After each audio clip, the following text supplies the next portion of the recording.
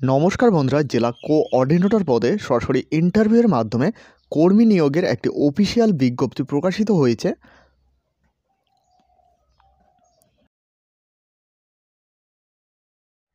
যেহেতু এখানে আবেদন পদ্ধতি সম্পূর্ণ অফলাইনের মাধ্যমে এই অ্যাপ্লিকেশন ফর্মটি ফিল আপ করতে হবে।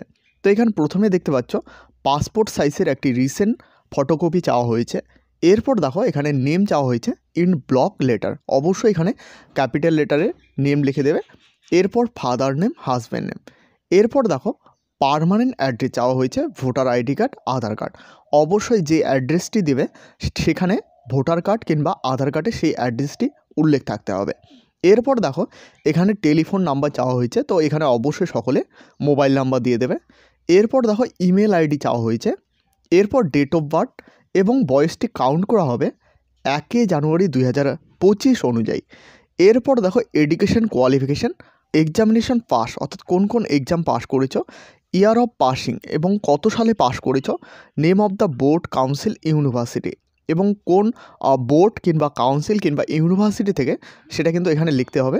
এরপর সাবজেক্ট অর্থাৎ কোন কোন সাবজেক্ট, মার্ক অফ পার্সেন্টেজ এবং কত পার্সেন্টেজ নাম্বার পেয়েছো। এরপর দেখো ডিভিশন, কোন ডিভিশন পেয়েছো, ফার্স্ট ডিভিশন, সেকেন্ড ডিভিশন, সেটা এখানে লিখতে হবে।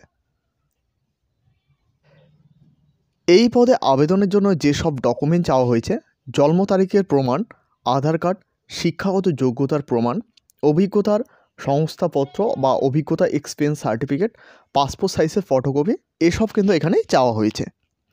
এরপর দেখো এখানে আবেদনের লাস্ট ডেট দেওয়া রয়েছে 31/1/2025 5টা PM পর্যন্ত আবেদন করতে পারবে। এরপর দেখো এখানে সিলেকশন প্রসেস কী রয়েছে। তোমরা যারা আবেদন করবে কিংবা জমা করবে তাদের একটি শর্ট লিস্টের তালিকা তৈরি করা হবে। এরপর কিন্তু তোমাদের ইন্টারভিউয়ের জন্য ডাকা হবে, অর্থাৎ শর্ট লিস্টে তোমাদের যাদের যাদের নাম থাকবে তাদের কিন্তু ইন্টারভিউয়ে ডাকা হবে। এবং তোমরা যারা ইনকমপ্লিট অ্যাপ্লিকেশন ফর্ম জমা করবে তাদের কিন্তু রিজেক্ট করা হবে, এটা কিন্তু এখানে পরিষ্কারভাবে জানানো হয়েছে। তোমরা যারা ইনকমপ্লিট করবে অর্থাৎ ডকুমেন্ট দাওনি কিংবা তোমরা ফর্ম ফিল আপ করেছো, কিছু কিছু ডকুমেন্ট দিয়েছো, এক্ষেত্রে কিন্তু তোমাদের ফর্ম ফিল আপটি রিজেক্ট করা হবে। এই পদে আবেদন করে তোমরা যারা চাকরি পাবে তাদের মাসিক বেতন স্বরূপ 16,500 টাকা করে দেওয়া হবে।